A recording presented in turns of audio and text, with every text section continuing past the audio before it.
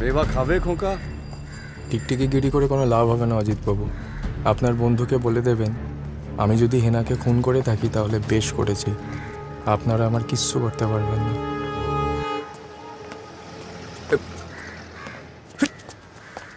আমার সঙ্গে এতদিন ঘর করেও তুমি পোক্ত হয়ে উঠতে পারলে না, কি করে ধরলো তোমায়? ছেলেটা মহা ধরিবার। তাছাড়া ভূমকেশ আমি নেতাও নই, অভিনেতাও নই, আমি একজন লেখক।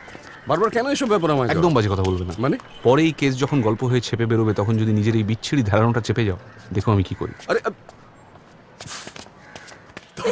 চিংড়ি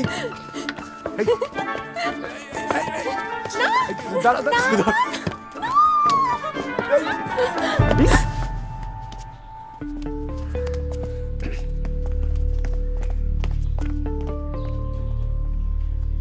ভাই ভাই ভাব হয়ে গেল দেখছি। হ্যাঁ, এরই নাম যৌবন। আসুন ভূমকেশদা। নমস্কার নেংটি বাবু, জরুরি তলব কিসের জন্য? মাসিমা আপনাদের ডেকে পাঠিয়েছেন, আসুন।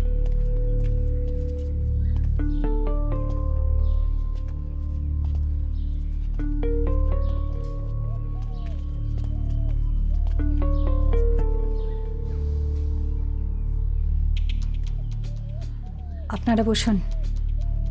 আপনিও বসুন। না, আমার এখনো পুজো সারা হয়নি। দেখুন চামেলি দেবী, আপনি অকারণে এতটা উদ্বিগ্ন হবেন না। সন্তোষবাবু এ পরিবারের সকলের স্বার্থ রক্ষার কাজেই আমায় নিযুক্ত করেছেন। আপনি যদি হেনার মৃত্যুর সম্পর্কে কিছু জেনে থাকেন তাহলে আমাকে পরিষ্কার করে সবটা বলুন।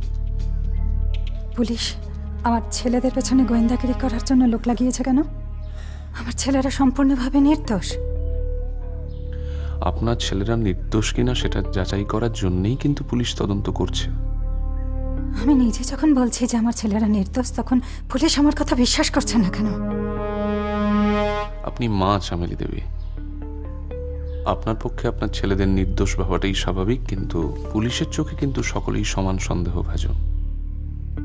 ব্যোমকেশ বাবু, আমি জানি হেনা কি করে মরেছে।